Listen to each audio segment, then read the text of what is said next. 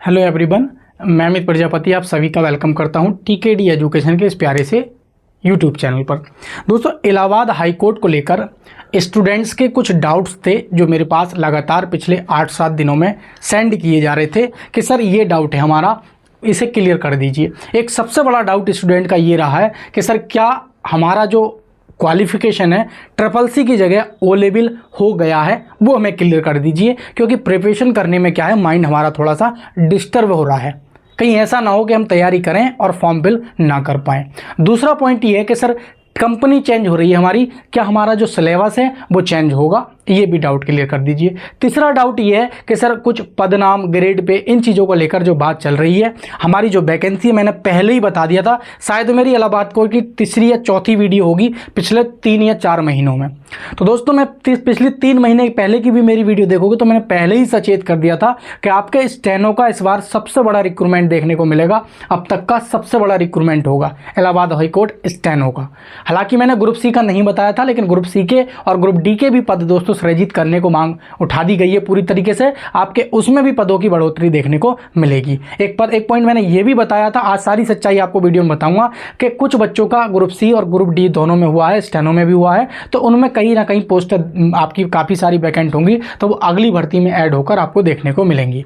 तो कई सारे बड़े कारण है, आज प्रूफ के साथ लाया हूँ। आप ये भी जानते हैं कोई ऐसी वैकेंसी नहीं है पूरे ऑल ओवर इंडिया में जो 6 महीने में आपको ज्वाइनिंग दे देती हो। अर्थात आपका एग्जाम हुआ, एक फॉर्म भराएंगे, फिर उसके 1 महीने बाद पेपर ले लेंगे, 1 महीने बाद पेपर लेके आपका क्या है रिजल्ट दे देंगे 10 दिन बाद, रिजल्ट आने के 8 दिन बाद आपकी शॉर्ट हैंड ले लेंगे, और 10-15 दिन बाद 8 दिन बाद आपका रिजल्ट दे देंगे, और रिजल्ट लेने के 8 दिन बाद आपकी ज्वाइनिंग बुला लेंगे। कोई ऐसा एग्जाम है? आप बताओ। आप एसएससी की तैयारी कर लो, सीएनडी की सेंट्रल वाली, तो उसमें आपको क्या है सालों लग जाते हैं, और आपको ये भी नहीं आइडिया होता है कि 1 साल की मेहनत करने के बाद कि आपका हमारा होगा भी नहीं होगा। लेकिन अगर आप इसकी तैयारी आप कर लेते हैं 6 महीने नहीं 3 महीने, रिटर्न की तैयारी तो बहुत आसान है, सबसे ज़्यादा तैयारी इसकी हार्ड है तो स्टेनो की।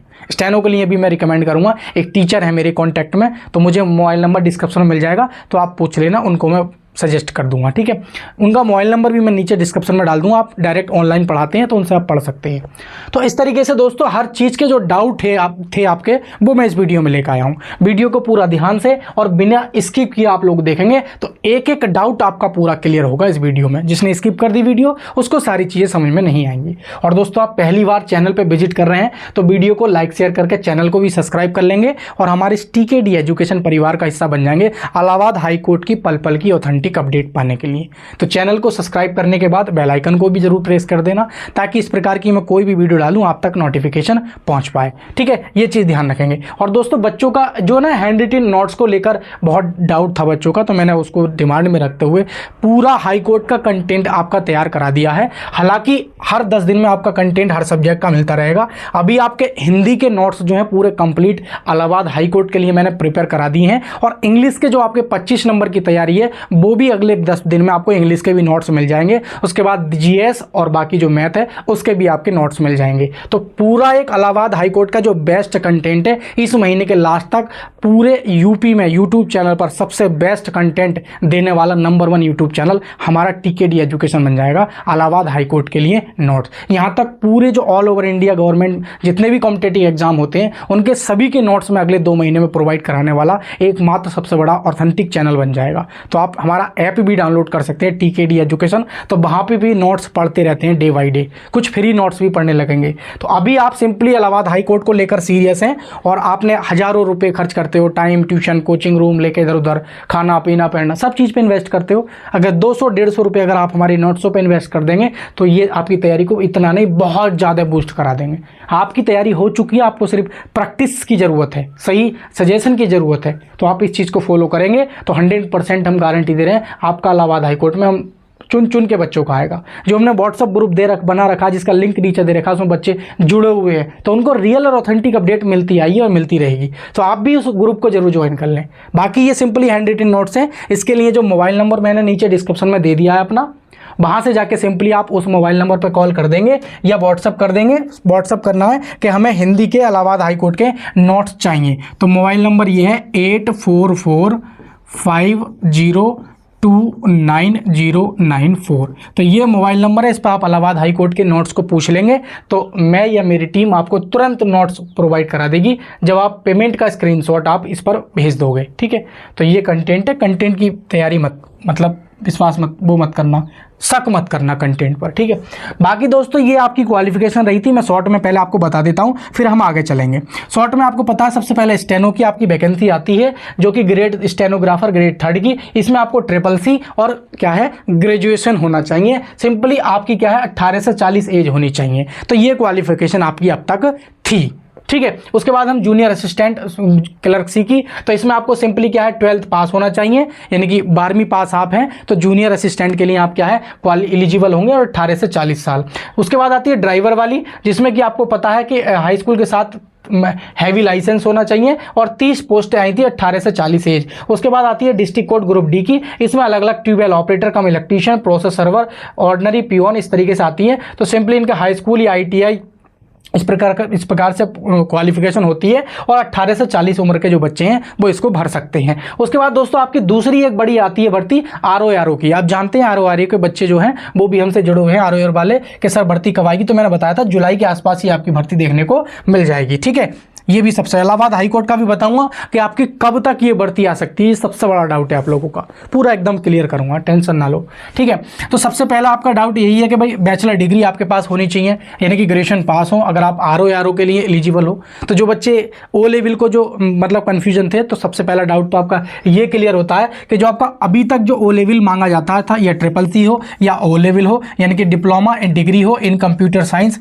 इसमें तो RO वाले के लिए आपके पास टाइपिंग होनी चाहिए 35 वर्ड 25 वर्ड पर मिनट की। तो ये क्वालिफिकेशन अब तक क्या है इलाहाबाद हाई कोर्ट में रहती थी।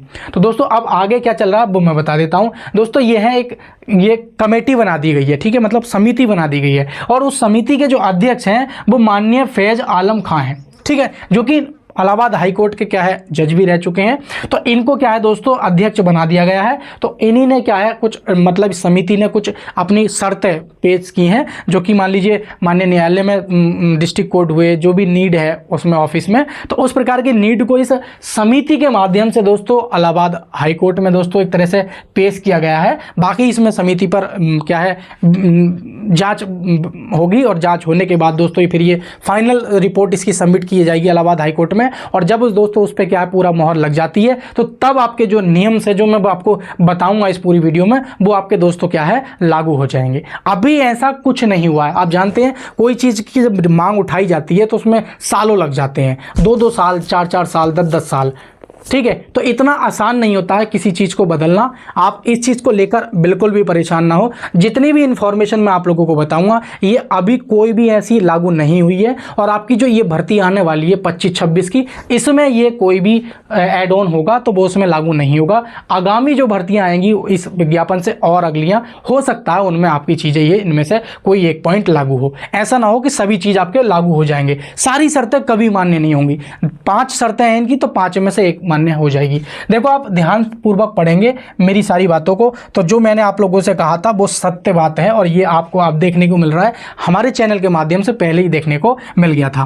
प्रत्येक न्यायालय पर एक टाइपिस्ट एवं एक अतिरिक्त स्टेनोग्राफर के पद भी बढ़ाए जाने हेतु सुझाव। तो इस समिति ने जो सुझाव दिए हैं दोस्तों माननीय न्यायालय को वो यही दिए हैं कि प्रत्येक न्यायालय पर एक अतिरिक्त टाइपिस्ट होना चाहिए, मतलब एक टाइपिस्ट हो बोल रहे हैं कि पर एक टाइपिस्ट एवं एक अतिरिक्त स्टेनोग्राफर। तभी तो मैंने कहा था कि लगभग 2000 प्लस आपके स्टेनो देखने को मिलेंगे, लेकिन कभी भी ऐसा नहीं होता है कि बड़े पदों पर ये अगली बार के लिए भी बचा के रखते हैं। तो आपके मान लीजिए 1500 के आसपास भी पद देखने को मिल गए तो बहुत होंगे। अपने आप में 1000 स्टेनो के पद बहुत होते हैं। अभी तक 500 के आसपास स्टेनो के पद देखने को मिले हैं, 500 के अप्रॉक्स में 500, 550, 600 यही पद दोस्तों खाली चले जाते हैं, हर बार खाली जाते हैं। तो 1000 में तो बल्ले बल्ले हो जाएगी।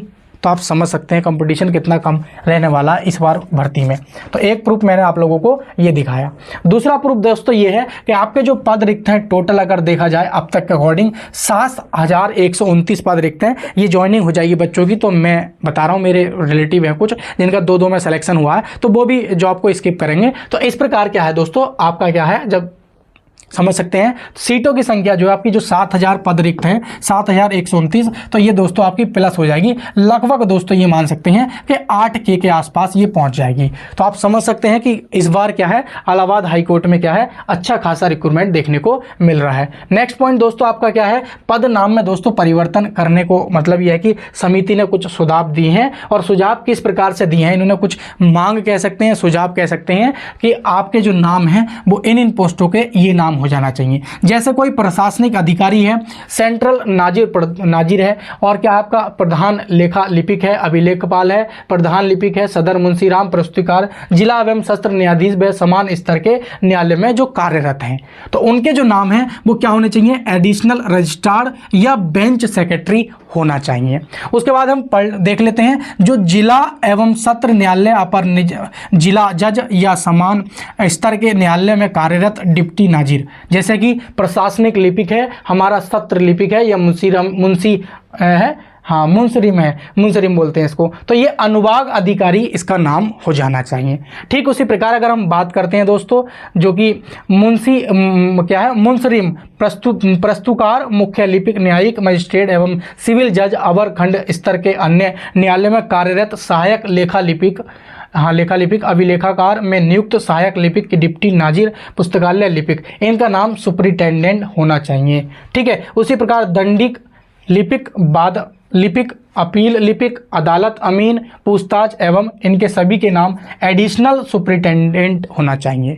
तो इस प्रकार दोस्तों नामों में तरह तरह से आपको क्या है, परिवर्तन करने के इनके नाम की, इनको हमारे जो पद हैं वो थोड़ा सालों से चलते आ रहे हैं, तो वो थोड़ा सही नहीं लगता है। अब जैसे आप नाम पढ़ रहे हैं, अभी मैं ही पढ़ रहा हूँ, मुंशी राम तो हमने पढ़ा भी है कि मुंशी जी, अब इसमें लिखा है मुंसरिम प्रस्तुतकार, तो बड़ा सा नाम नहीं लग रहा है आपको, और थोड़ा अच्छा भी नहीं लग रहा है। अब सामने लग जाए सुपरिटेंडेंट, इलाहाबाद हाईकोर्ट में कौन है भाई, सुपरिटेंडेंट, तो आपको कैसा लगेगा, कुछ अलग ही पावर सी महसूस होगी। तो इस प्रकार क्या है, नाम बदलने में क्या है, नाम बदलने को लेकर समिति ने सुझाव दिए हैं, और इसकी जांच होने के बाद इसकी अंतिम रिपोर्ट जो है माननीय इलाहाबाद हाईकोर्ट में पेश की जाएगी। अब सबसे बड़ा जो मुद्दा है दोस्तों, सबसे बड़ा ये है, बाकी मैं सारा एकदम स्पष्ट आपका क्लियर करूंगा, क्वालिफिकेशन को लेकर। बच्चों का जो क्वालिफिकेशन को लेकर जो सबसे बड़ा डाउट है वो यही रहा है कि सर क्वालिफिकेशन को हमारा क्लियर कर दीजिए। इसमें लिखा है कि इसलिए कर्मचारियों की शैक्षणिक योग्यता न्यूनतम स्नातक होनी चाहिए। स्नातक होनी चाहिए का मतलब ये है, आप जानते हैं स्टेनो में तो आपका क्या चलता है भाई, स्टेनो में आप जानते हैं स्नातक चलता है, क्या चलता है भाई, स्नातक चल रहा है केवल। लेकिन जो आपका जूनियर असिस्टेंट की पोस्ट होती है, इसमें 12th वाले जो है एलिजिबल होते हैं, आप जानते हैं। ठीक है, दूसरी चीज़ है कि इसमें क्या है, इन सारी पोस्टों में आप जानते हैं अभी तक CCC मान्य होता था। ठीक है, अभी यही है, इस बार जो 25-26 की वैकेंसी आएंगी उसमें भी आपकी क्वालिफिकेशन यही रहेगी। लेकिन भविष्य में 2-4 साल बाद जब भी इस प्रकार की, अभी तो इसकी जांच होगी, फिर अंतिम रिपोर्ट पेश होगी, फिर माननीय न्यायालय में सुनवाई होगी, फिर उसकी क्या है फाइनल मोहर लगेगी, जब जाके आपके ये नियम और कानून जो है वो लागू होंगे। तो अभी आप परेशान ना हो। जो बच्चे मेरे पास कमेंट कर रहे थे, सर कॉल कर रहे थे, तो अभी आप परेशान ना हो। फिर बच्चों का ये भी डाउट था कि सर O लेवल कर लें हम किस प्रकार से, तो अभी के अगर नेक्स्ट भर्ती के लिए आप जानते हैं उसका टाइमिंग भी निकल चुका है, आप फॉर्म भर पाएंगे तब भी आप एलिजिबल नहीं हो पाएंगे।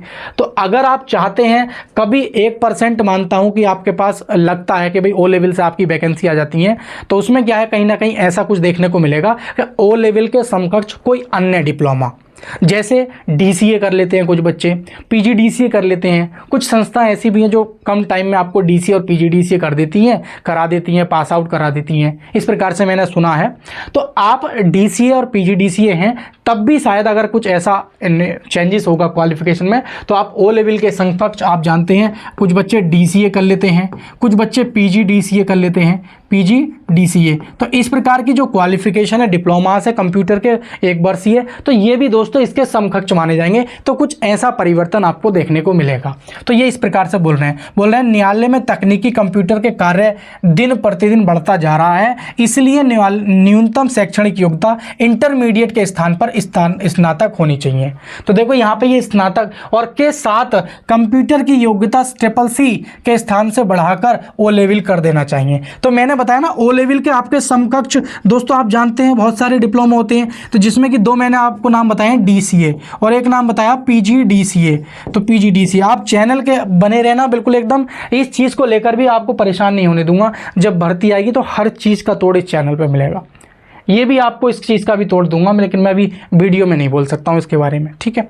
तो आप मुझसे पर्सनली इसके बारे में टच में रहना। मोबाइल नंबर मैंने इसका डिस्क्रिप्शन में दे रखा है, बाकी व्हाट्सअप ग्रुप भी है, उससे जुड़ के रहोगे तो वो सबसे बेस्ट है। वो WhatsApp group specially Allahabad high court के लिए है, ठीक है। तो इस प्रकार की क्वालिफिकेशन, ये भी इन पद नाम को परिवर्तित करने पर सरकार पर किसी प्रकार का वित्तीय बोझ नहीं आएगा एवं पद नाम परिवर्तन होने से क्या है, कर्मचारीगण का मनोबल बढ़ेगा। बात समझ में आई नहीं? तो वही चीज़ मैंने आप लोगों को बताई है। यहाँ पे ये बोल रहे हैं कि सरकार, ये जो नाम अगर हम बदलते हैं तो इससे सरकार के जो बजट पर कोई भी इफेक्ट नहीं पड़ेगा, वेतन पे भी कोई फर्क नहीं पड़ेगा। बस क्या होगा, इससे कर्मचारियों का जो मनोबल है कार्यरत करने का, काम करने का, वो बढ़ेगा, थोड़ा कॉन्फिडेंस आता है। आप जानते हो ना, जब आपको मोटिवेट मिलता है, मोटिवेशनल पावर्स मिलती हैं, तो आपको क्या है, वर्क करने के लिए एक्स्ट्रा एनर्जी बूस्ट हो जाती है। तो इसी प्रकार इन कर्मचारियों ने अपनी डिमांड दोस्तों जाहिर की है इस समिति के आधार पर। तो ये इस प्रकार के डाउट थे। तो आप क्वालिफिकेशन को लेकर निश्चिंत रहना, अपनी तैयारी में जुट जाना। कोई भी आपका डाउट है तो आप मुझे कमेंट करेंगे, हर तरफ से आपसे जुड़ा हुआ हूँ मैं। तो ये बेस्ट प्लेटफॉर्म है आप लोगों के लिए दोस्तों। और अभी तक दोस्तों आपने लाइक शेयर नहीं किया है, तो जानकारी सही लगी हो तो वीडियो को दोस्तों लाइक शेयर करके चैनल को सब्सक्राइब कर लेना, और हमारे इस टीकेडी एजुकेशन परिवार से आप लोग निश्चित तौर पे जुड़ जाना। चैनल को सब्सक्राइब करना बिल्कुल ना भूलें। जय हिंद।